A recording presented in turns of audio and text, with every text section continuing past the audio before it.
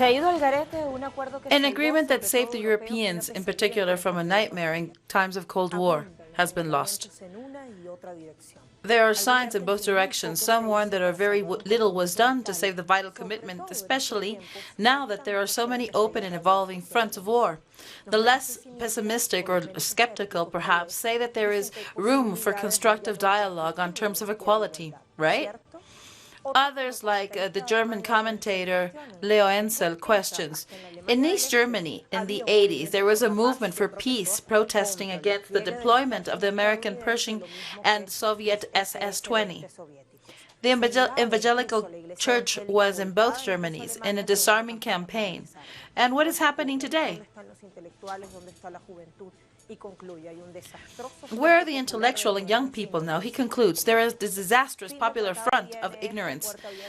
End of INF treaty, open door for war. This is what we're going to be analyzing today. We're going to have more information, guests, and as always, we have your critical thinking. Stay with us.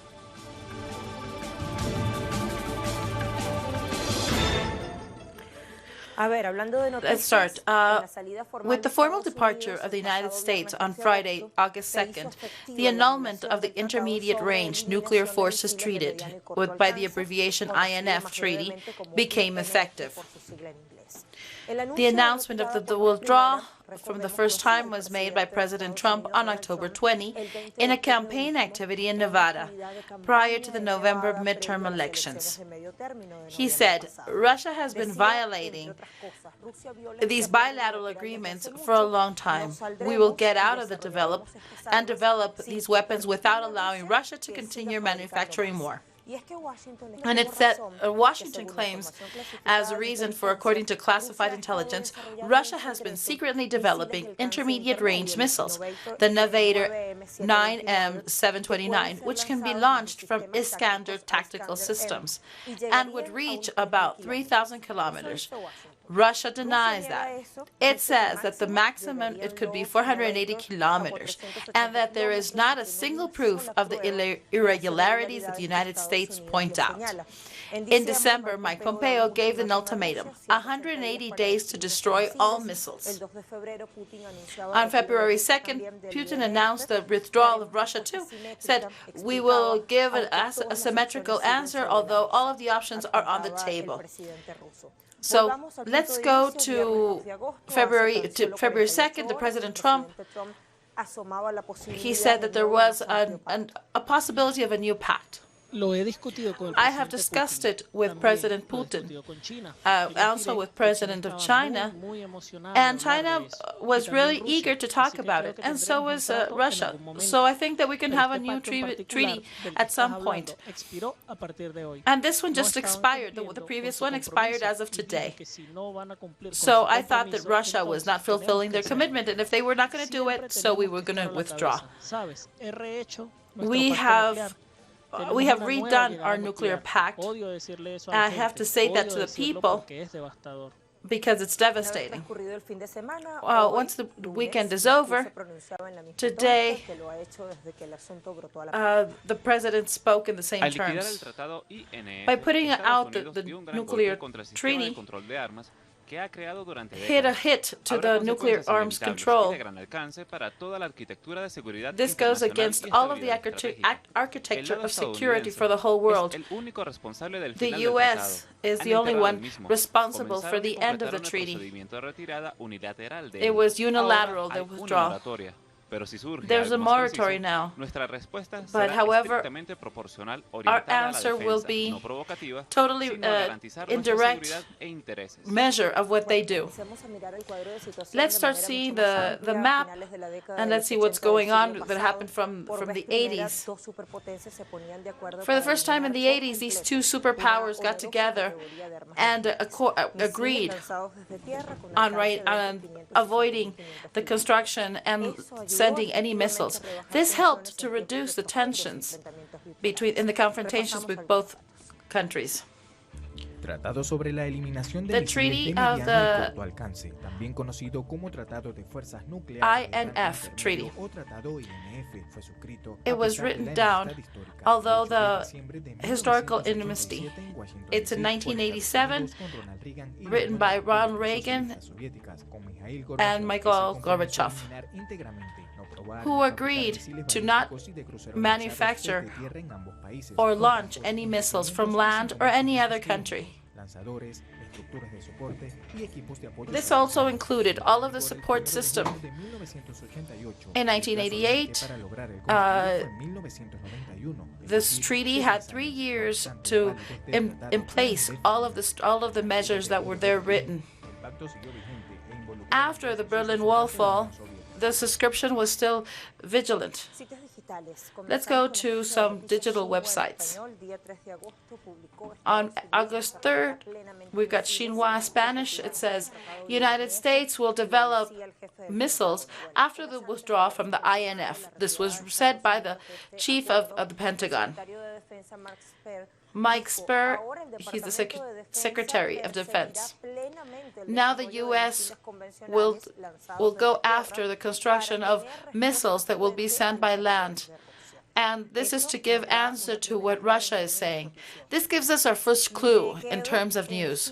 Let's go to Xinhua again, that also published something on August 5th, that's today, who says that Seoul says that they do not discuss, analyze, nor plan to deploy missiles of mid-range, American mid-range.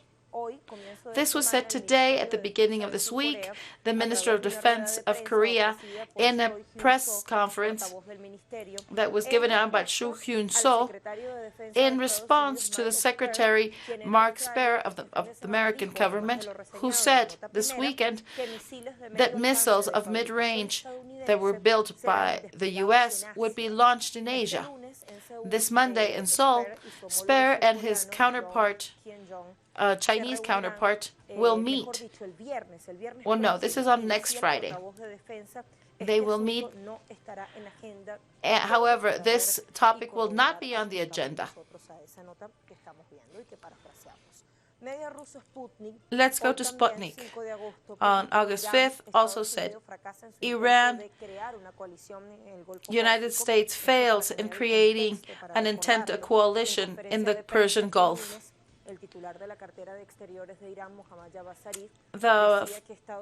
An authority from Iran says that the U.S. has not been able to fulfill their promise of creating a coalition to protect the Gulf, the Persian Gulf, because their allies are too ashamed to accompany them. The U.S. is isolated and is responsible for all of the chaos of the region. They are unable to control the world regardless of their unilateral measures. This is what Sputnik said on August 5th. This is today. This is part of what was said in a press conference, the spokesperson for Iran. Let's not forget that the U.S. puts down. Manlio Dinucci wrote for Voltaire Net, says, a nuclear missile of the U.S. of mid-term in Europe could reach Moscow, but a similar one installed by Russia in their own territory could do the same thing and reach European capitals, but they could not do it they cannot reach Washington. If we invert the situations, it's like if Russia installed a missile in Mexico. And the U.S. plan to put away this treaty had the support of NATO. They said that the INF was in danger due to the actions of Russia because they have and they're constructing new missiles. Is this not enough? Okay, so this is what we're going to be discussing with our guests. We have from Washington, D.C., let's call Lina Duarte. These accusations that are going back and forth Are they going on? Are they still going on? Good afternoon. In fact, the INF was the last of the agreement of Donald Trump. This one, he decided to leave unilaterally. It finished on August 2nd. It had been already announced before. However, there was no agreement to maintain themselves within the treaty. Let's not forget that this was one of the last months of the treaties that was there, because he has been leaving some other ones, like the environment one or the one with Iran. Spokesperson from Russia said that this treaty bothered the U.S. and that there's no other reason behind their withdrawal. And what they're saying that Russia is fabricating, it's not true. Mike Pompeo said that the only responsible for the U.S. for withdrawing is Russia. Let's recall that in the last days, the Secretary General of the UN, Antonio Guterres, said that with the end of this treaty, there was a valuable element of avoiding war has been lost. I insist that this just happened Friday, August the 2nd. We will follow up on this news, and let's see what happens, because the fact that the U.S. withdrew the agreement, that was historical, because this was one of the ones that put end to the Cold War. Thank you, Alina. Let's go with other questions that gives more light on our topic. Let's see the insecurity that could bring to the whole world. Is there a risk of a new weapons race, or are we here already? And is it possible to create a new treaty that could give us a little bit of peace and a little bit of hope to humanity? Well, let's go to our first pause. We'll be right back. Please stay with us.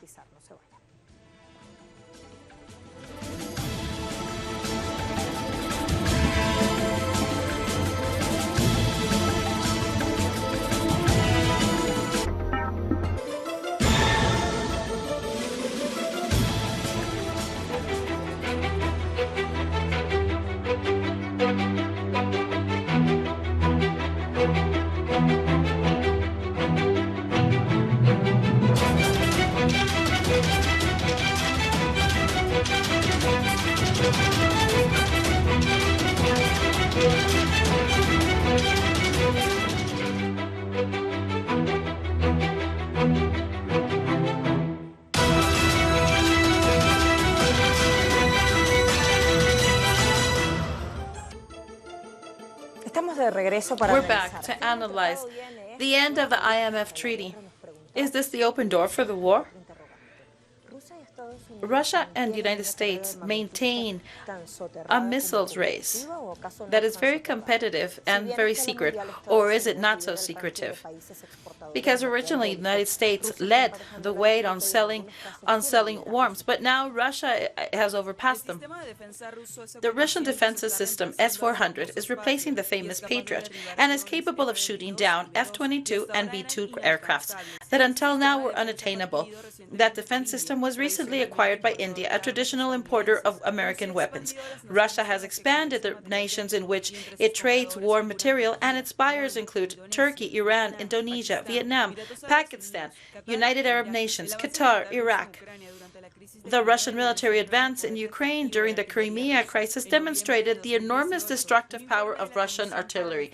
In November 2018, a report of the Commission for a Strategy of National Defense made by the Pentagon noted that the military superiority of the United States has been eroded to a dangerous level. It also points out that it needs to have a security approach in all areas of the government. The document highlights that both Russia and China succeeded in integrating the security dimension into all the tools of the national powers. However, there are also a whole military industry that benefits from certain companies. Top of the list are American Lockheed Martin.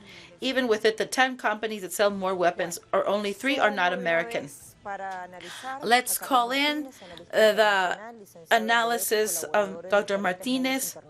He's an international analyst, and he's joining us from Valencia Martinez.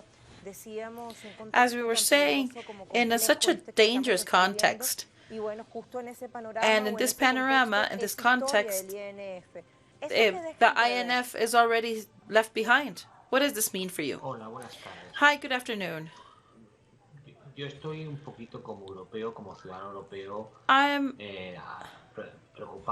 I'm worried and surprised of how this such an important topic is not being reported by not all the news media.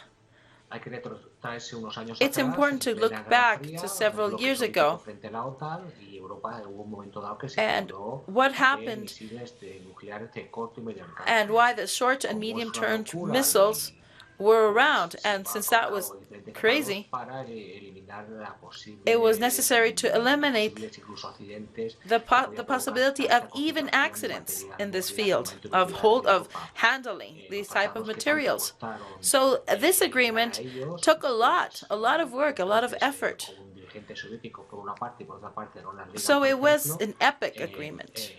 On the other hand, Donald Trump really doesn't care, and the European community is not even aware of what's going on.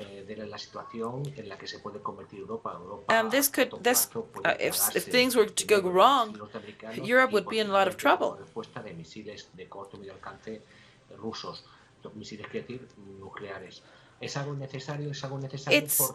Was this necessary?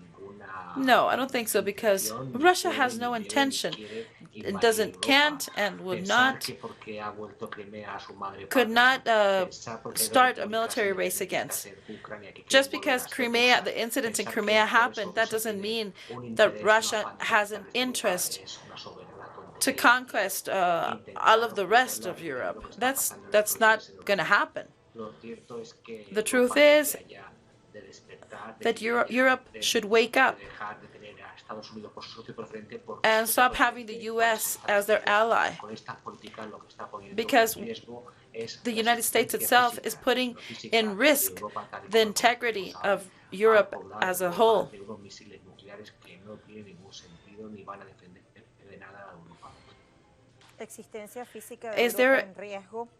You're saying that Europe is in threat. And speaking about the security of Europe, let's speak of 2018. Angela Merkel, the British Prime Minister, had said in NATO that the INF was a decisive treaty for the Euro-Atlantic security. Some months later, Angela Merkel herself spoke that the withdrawal of this treaty was inevitable. So did Europe really do something to avoid both countries to eliminate it? I totally disagree that it was inevitable, the ending of this treaty. I think that there have been accusations on the sides of the U.S. that were false. And they say that the Russia was manufacturing new missiles. However, right now there is no fight or misunderstanding between these two countries, and they should have implemented mechanisms of surveillance for this treaty. So this unilateral withdrawal just means that the U.S. wants to go back to start a weapons war. It has their arguments, which is to support their military internal holding, and they also have the interest of asphyxiating Russia as a possible world power that could wrest from their own hegemony. However, there is also a direct threat for Europe due to the commercial and geopolitical interests of the U.S. government. Donald Trump just governs from the U.S., and what happens to the rest, he really doesn't care much. Thank you from Russia. Carlos Martinez said when he speaks about the argument of the U.S. or their motivations, Carlos, in what way through this procedure could they do it, like activating pressures, international pressures? What is possible in this context? Well, in this context, Russia is looking for allies, for example, in the BRICS bloc and China, obviously. What we see is that this is part of a nuclear strategy. When in the world society leaves chaos, then the law is just of the strongest, of the fittest. And now we have to have in mind what the treaty meant and how the U.S. Unilaterally just left this treaty, as well as they did with Iran, a treaty that was also very difficult to attain, and by which Iran renounced to their nuclear missiles. And Donald Trump just withdrew from it. And now the U.S. is imposing tariffs on Chinese products. So in this context, we see how Donald Trump is imposing illegal measures. So he's just opening too many fronts. And he's just putting in risk the world economy, but overall the peace in the world. I think that what Russia could do is to open diplomatic channels and for all of the rest of the countries to join on efforts. And I think that Europe, at this moment, when Europe is trying to get out of the Brexit, maybe it's time to cut the ties with the U.S.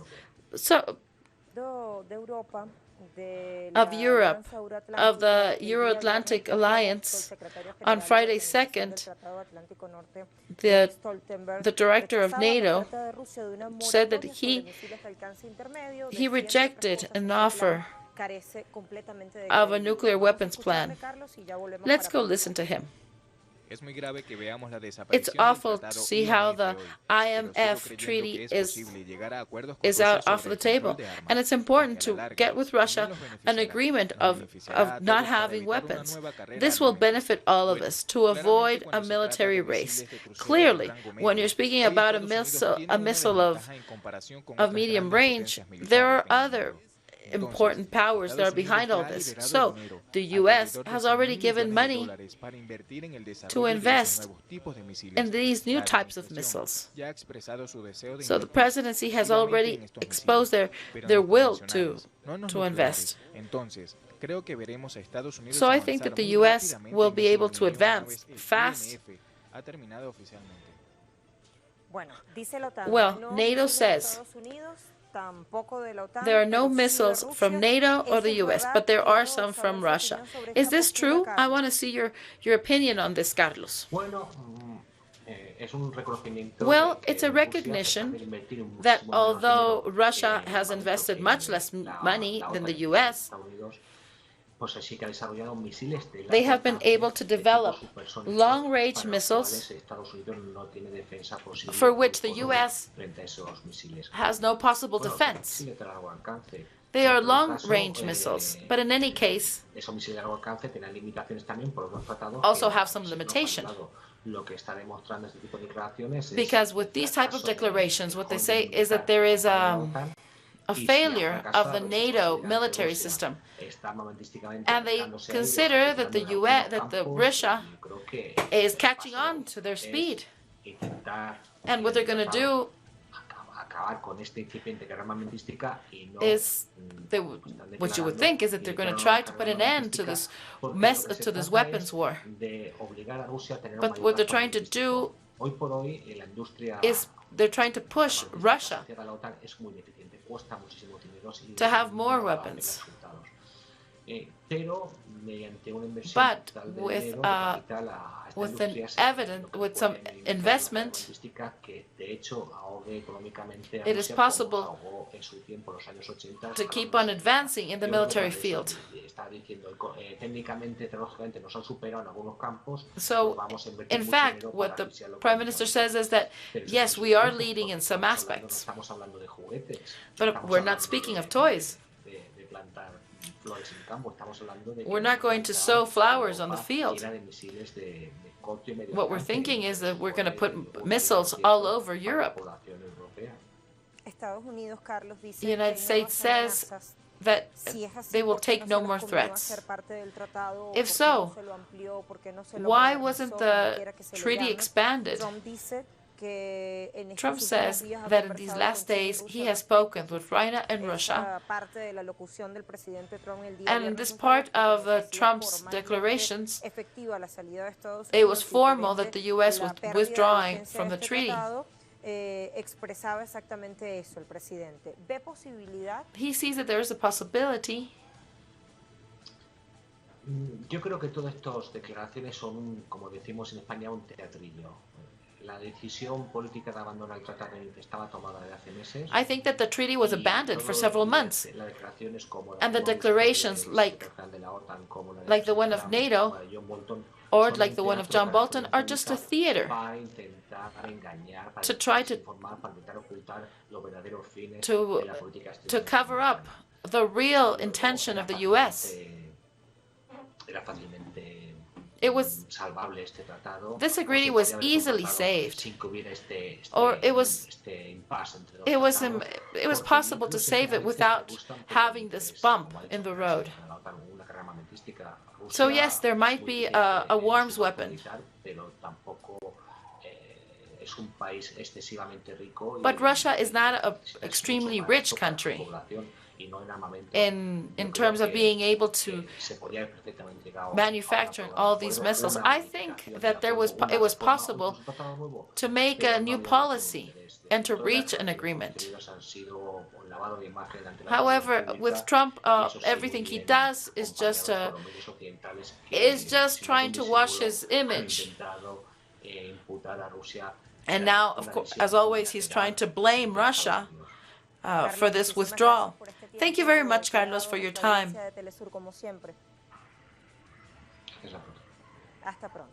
See you soon.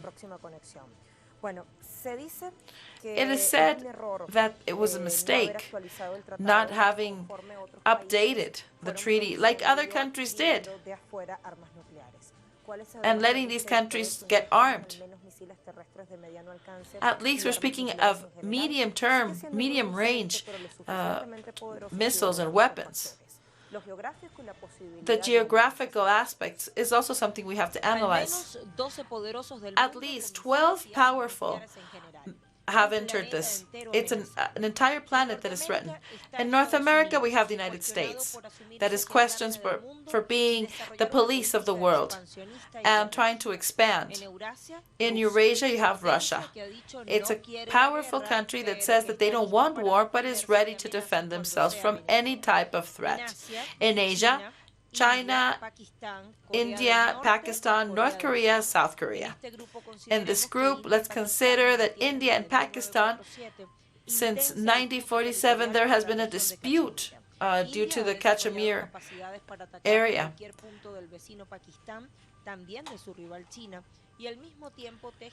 These two countries have been at war for several years.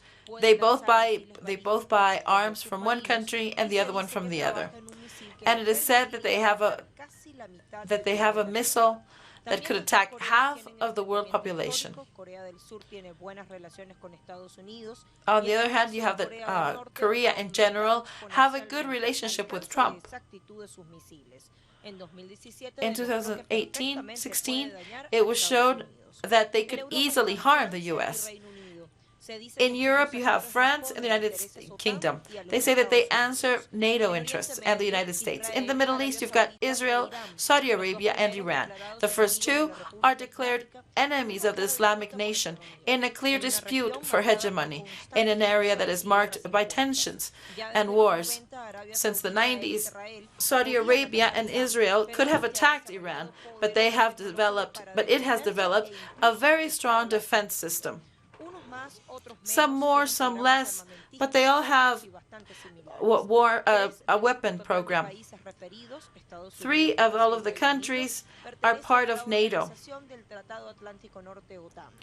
It is difficult to stop the technological advance for the production of missiles.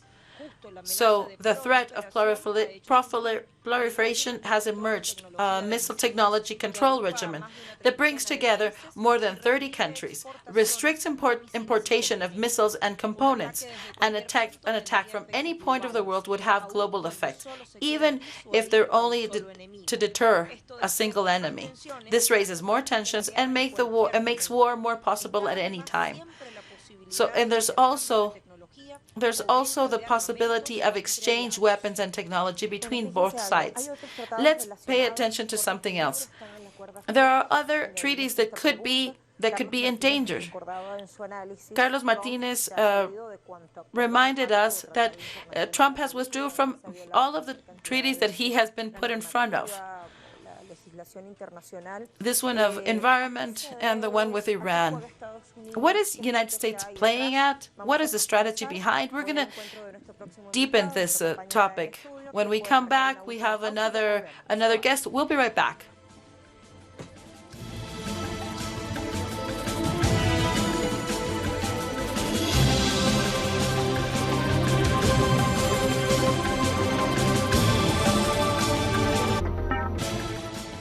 End of the INF on behalf of the United States. This is what we're analyzing today.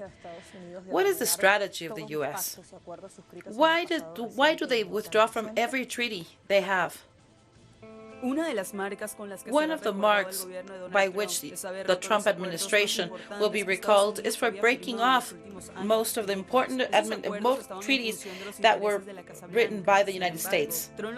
However, Trump has withdrew from all of them. He believes that he himself is an excellent negotiator, and that's why he wants to change the terms of all of the agreements, because he thinks that his country has always been left behind. He thinks that he should, the aim of this is to differentiate himself from his predecessor. He already withdrew from the environmental agreement, from the migration treatment, the agreement with Iran, imposing all of the tariffs on NATO. For the White House, the United States is better to have bilateral relations because it feels it can have more power. Experts says that what they want is to have an American and UK domination, and with a foreign policy of strong war content. Let's speak with Martín Pulgar. He's a political analyst, and he has analyzed a lot about war. Welcome. Let's go from the particular to the general. What is this behind all of this strategy of Donald Trump, who himself calls himself an excellent negotiator? And what are the repercussions of all of this? Well, first of all, there is a change, a paradigmatic change of what he believes of the agreements. Some were as a product of the Cold War. What he says is that he needs a new scenario where there are new actors, just like the program said. And this was a missiles treaty. What it sought was to have the control of all of the technology, well, the technology has become generalized to everybody, and there are other actors who have capacity of building missiles. There you have, for example, the case of Dubai, who we're not sure of what type of missiles it has. This type of scenario of more flexible technology and totally different to what happened when the agreement was signed. Now this technology is much more massive. And of course, it is less, the treaty became less effective. So the United States sees that they are becoming decadent, and they're not the world leaders. They're just one more of all of the members of the world. And in short terms, we could speak of Iran and India as a contender. So what they think is they should stop the advance of the others. And so it sends to the trash most of these agreements to renegotiate them to their interest, so they could keep on being at the top. This is the same logic they have with this one and other treaties. Let's go to this. What is the end of this strategy of withdrawing from all of these treaties? Well, as you said, the United States wants to renegotiate in their own terms. But was this possible in the INF to create a new treaty with all of the actors? Well, Trump himself has said that the treaty is worthless now. Well, Trump says that he wants to add China, for example. He says that there are new actors that are involved and have the technology and are important contenders. Now, the other counterpart has been fractured. It's not only Russia. Now I want to add China, and why not other actors that have missile capacity? Let's not forget that the war has the basis of distrust. So it's important to see what's behind. So it's important for the U.S. to create a new treaty that will benefit them. Obviously, include new actors like China in a game that Trump has been characterized as a hard negotiator. Of course, I think that in this case, to involve China is to contain them in time, so they will not develop the capacities they can. And so there will be a competition of three parties, because the U.S. could not confront two similar powers to themselves, because China has a very rapid growth, and that will shortly equal all of the capacity of Russia. And this means that the U.S. would have to have the capacity to combat two great superpowers, and this is impossible for them. Politically, economically, there's another game that's important, that is the economic factor, where the U.S. is still at the vanguard, and this allows investment, and there's a lot of investment in this topic to develop the military strategy and strength that they have. Therefore, they were able to develop the technology that they have up until now. So once these military treatments have been lost, they will be able to invest more in military technology. They will confront China in other commercial sectors. They confront Russia in military terms too. So behind this focus of President Trump it's not only breaking up with the treaty, but it's also to impose a military and commercial status. And what they want is to contain China as a superpower. Of course, they will go into a strong negotiation, and it's also possible that it goes beyond his hands. And now, of course, if there's any nuclear confrontation, we're on the verge of the end. This could be a confrontation with no precedence. And what is your vision as a European citizen? What are the repercussions? I would say that the main one would be the possibility of the end of physical existence of a part of Europe if there's a war that is unleashed. Well, this treaty was trying to do is that in Europe there were some containment of destruction, of the will of destruction. Of course, the victims would be the U.S. and Russia, but where would all of this develop? In Europe. So of course they would be damaged too. Now, let's hope that there are going to be other treaties where the Middle East and Asia could also be involved. North Korea, Japan.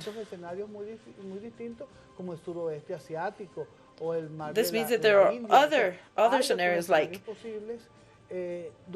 China, where these missiles that were not allowed to be developed now could be moved to these parts. In conclusion, I think Europe has begun a very dangerous stage of their survival. I think that the most important thing would be to start thinking of a new treaty and start negotiation to avoid confrontation. And with the conflicts, you know when they start, but you never know where they're going to end. So one asks ourselves, what did Europe do to avoid Trump to advance with this decision? Or was it inevitable? I think that Europe really doesn't have much to say. Europe has lost their capacity as a negotiator on the international terms. I think it's totally given in to all of the interests of Trump. And they lost the capacity of being their own spokesperson. And of course, if they should try to take back their voice of their own, this would be to confront Trump. And there is no leadership of a country or of Europe itself that could express the criteria of Europe. There are some commercial mechanisms, but the leadership is in the hands of the U.S. Europe has no leadership of military or economic, so it's just in the hands of the U.S. Although, let's recall, if there was a war between Russia and the United States, the war would have its effects on Europe. I think that the U.S. is thinking that the war is just a war of secrecy, but it seems like that the U.S. and Europe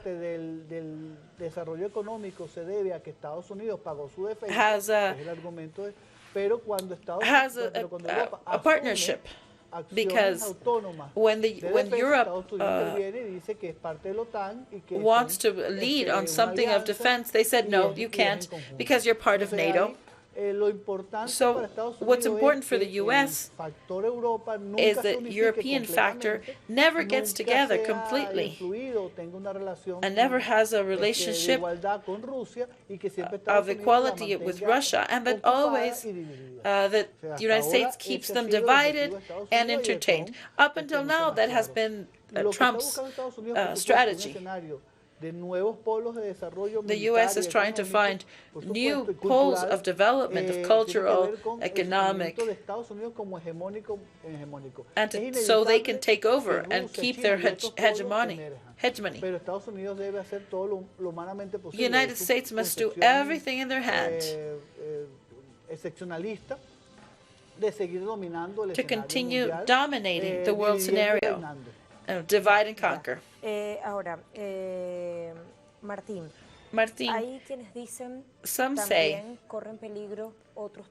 that other treaties are also in danger. All of these treaties that are in the fields of defense. And, for example, you have the STAR 3. It's the Treaty of Strategic Reduction of Weapons. Is this so? Are these treaties that are associated, are they in threat? I would say so, because Trump has showed that he wants to negotiate everything. All of the scenario that for him is not beneficial and will not help him have the world domination. So apart from the new actors that are participating in the missiles race, he also says that these treaties after the Cold War don't help him to keep his domination. So there was not, this bipolar world no longer exists. So he needs to renegotiate.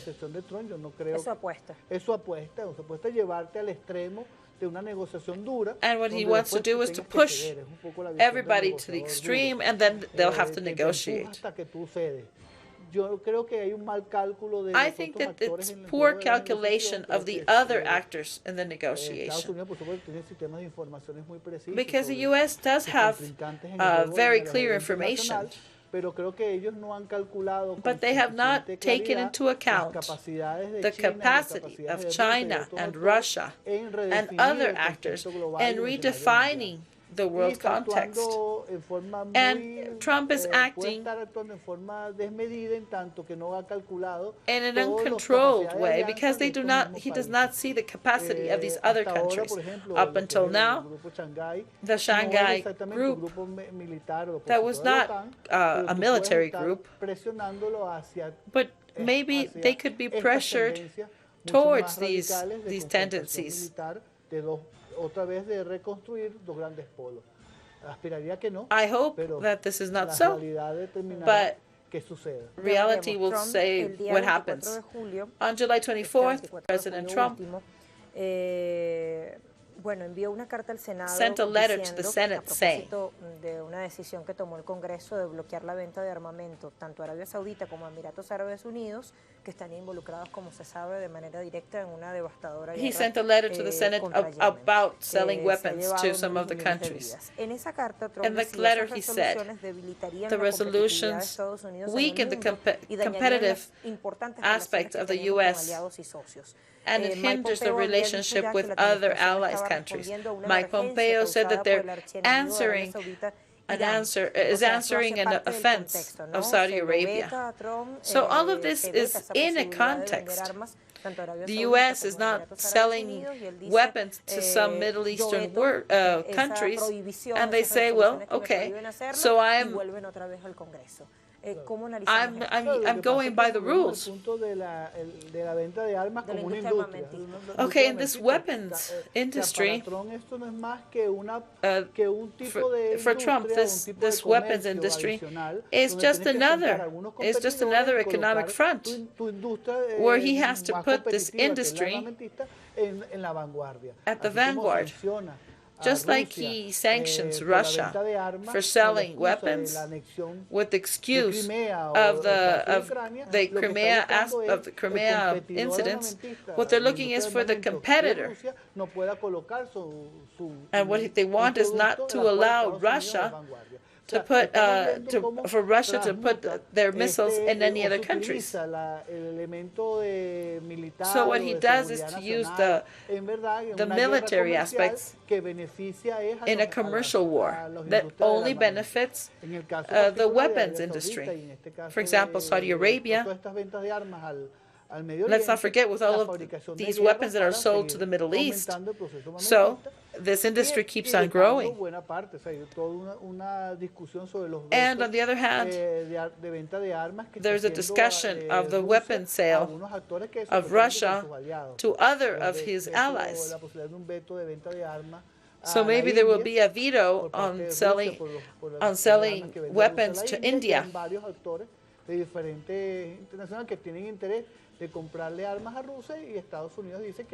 There are several countries who are interested in buying weapons from Russia, but the United States says no, you can't. Because what they really want is to sell their own weapons instead of letting these countries buy from Russia. So he will take it to the extreme, these commercial wars. In the world, these hot wars began due to commercial wars. And let's hope that this doesn't happen. What they look for is to push to the extreme these commercial and military aspects so the U.S. could continue being the domination, continue dominating. For example, Saudi Arabia has now bought weapons from Russia. So if we cannot send weapons to these actors, they will go buy them from other countries. Thank you, Martín, for being with us. Our time is up. As always, this house is open for you. Let's go to conclusions.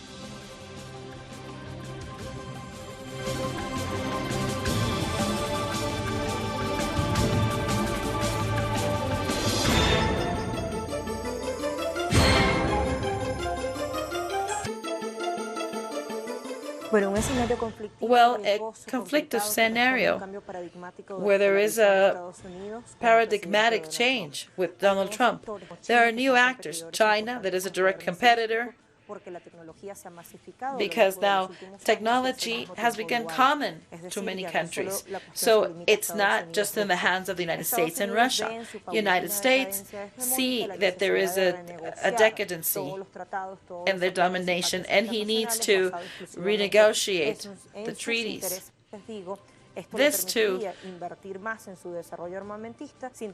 This would allow them to invest more in the weapons industry. This leads us to question this international system that was created to the image of the U.S. What will China do? What will Russia do? There are other interests, such as the commercial one, and so it's important to negotiate on these terms too. This might push the humanity on the verge of a next war, where Europe would be the biggest victim. However, they did nothing to avoid the ending of this treaty of the INF. So this is what Carlos Martinez, our guest, was also commenting. This is the end of our critical moves. Thank you for being with us. See you tomorrow.